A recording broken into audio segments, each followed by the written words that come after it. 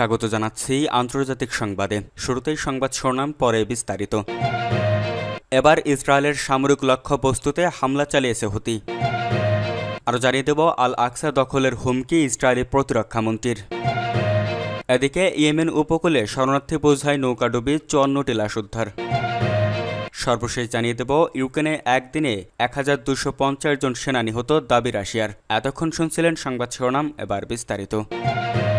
ইসরায়েলের সামরিক লক্ষ্যবস্তুতে হামলা চালিয়েছে হুতি। ইসরায়েলের সামরিক লক্ষ্যবস্তুতে হামলা চালিয়েছে ইয়েমেনের হুতি যোদ্ধারা। এক সংক্ষিপ্ত টেলিভিশন ভাষণে গোষ্ঠীটির সামরিক মুখপাত্র ইয়াহিয়া সারি জানিয়েছেন, তারা সিয়নি শত্রুদের সামরিক অবস্থানে 3টি ড্রোন নিক্ষেপ করেছে। খবর আল জাজিরার। ইয়াহিয়া সারি বলেন, এই ড্রোনগুলো ইসরায়েলের 3টি গুরুত্বপূর্ণ শহর তেল আবিব, আশকেলন ও হাইফাই লক্ষ্য করে নিক্ষেপ করা হয়। এর কিছুক্ষণ পরেই গাজার নিকটবর্তী বনে নির্জারিম এলাকায় ও মিশর সীমান্তে সতর্কতা সাইরেন বাজতে শোনা যায়। ইসরায়েলি সামরিক বাহিনীর পক্ষ থেকে জানানো হয়, তারা হুতিদের ছোড়া একটি ড্রোন গুলি করে ভূপাতিত করেছে। তবে বাকি দুটি ড্রোন সম্পর্কে এখন পর্যন্ত কোনো তথ্য দেয়নি তেল আবিব। হুতিরা চলমান গাজা যুদ্ধের শুরু থেকেই ইসরায়েলের বিরুদ্ধে সামরিক অভিযানে সক্রিয় ভূমিকা রেখে আসছে। বিশেষত তারা হুমকি দিয়ে বলেছে, গাজায় ফিলিস্তিনিদের উপর আগ্রাসন চলতে থাকলে ইসরায়েল এবং তার মিত্রদের বিরুদ্ধে তারা আরও শক্তিশালী হামলা চালাবে। হুতিদের দাবি করা এই হামলা ইসরায়েলের নিরাপত্তা ব্যবস্থার জন্য এক নতুন চ্যালেঞ্জ হয়ে দাঁড়িয়েছে,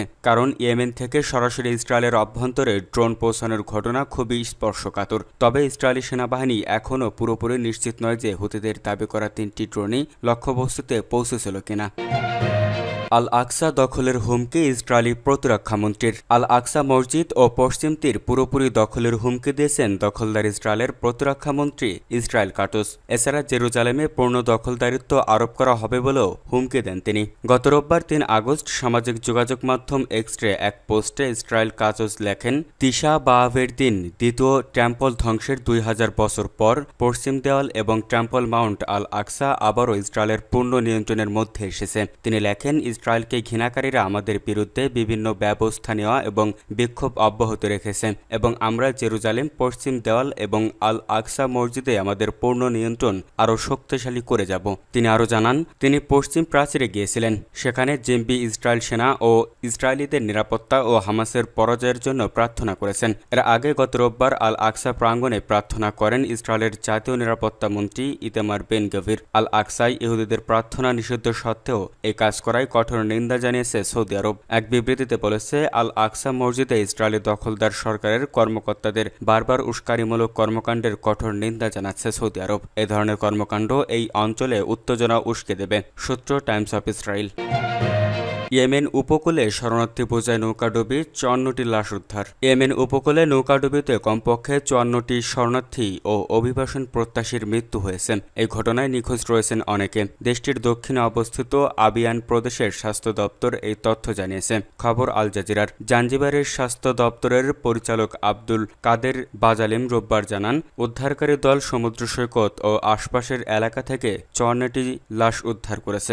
এছাড়া 12 জনকে জীবিত উদ্ধার করা হয়েছে। তাদের স্থানীয় সাকরা হাসপাতালে ভর্তি করা হয়েছে।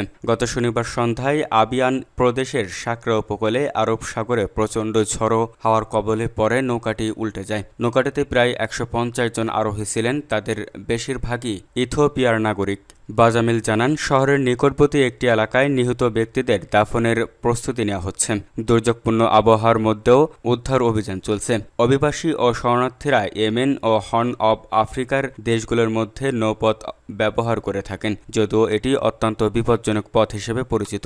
দুদিক থেকেই বহু মানুষ এই পথ ব্যবহার করে যাতায়াত করেন। 2014 সালে ইয়েমেনে গৃহযুদ্ধ শুরু হওয়ার পর দেশ ছেড়ে পালানো ইয়েমেনিদের সংখ্যা এই পথে হঠাৎ বেড়ে যায়।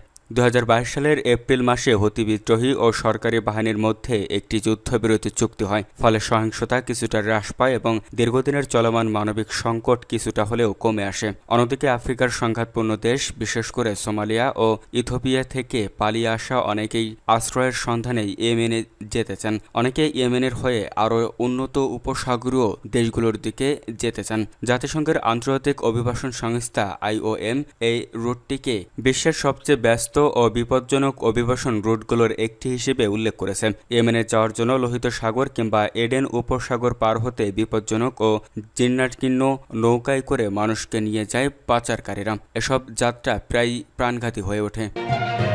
ইউক্রেনে একদিনে 1250 জন সেনা নিহত দাবি রাশিয়ার। ইউক্রেনে চলমান যুদ্ধে মাত্র একদিনে দেশটির 1250 জন সেনা নিহত হয়েছে বলে দাবি করেছে রাশিয়ার প্রতিরক্ষা মন্ত্রণালয়। গত রোববার মস্কো থেকে প্রকাশিত এক বিবৃতিতে এই তথ্য জানানো হয়। রুশ প্রতিরক্ষা মন্ত্রণালয়ের ভাষ্যমতে ইউক্রেনের বিভিন্ন যুদ্ধাঞ্চলে দায়িত্বপ্রাপ্ত রাশিয়ান বাহিনী গত 24 ঘন্টায় একযোগে অভিযান চালিয়ে ইউক্রেনীয় বাহিনীকে গুরুতর ক্ষয়ক্ষতির মুখে ফেলে। মন্ত্রণালয় জানায়, সুমি অঞ্চলের নদ যুদ্ধক্ষেত্রে 185 জন ইউক্রেনীয় সেনা নিহত হয়েছে। খার্কিভ ও দোনেস্ক অঞ্চলের ওয়েস্ট এলাকায় নিহত হয়েছে 220 জন। দোনেস্কের অন্যান্য অংশ জুড়ে সাউথ এলাকায় নিহত হয়েছে আরও 185 জন। এছাড়া সেন্টার এলাকায় 375 জন এবং ইস্ট এলাকায় 200 জনের বেশি সেনা প্রাণ হারিয়েছে বলে জানানো হয়। ইউক্রেনের দনিপ্রো ফ্রন্টেও আরও 85 জন সেনা নিহত হয়েছে বলে দাবি করা হয়। এছাড়া রাশিয়ার পক্ষ থেকে আরও জানানো হয়, অভিযানে ইউক্রেনের একাধিক ট্যাঙ্ক, সাজোয়ান, কামান, রাডার ও যোগাযোগ স্টেশন,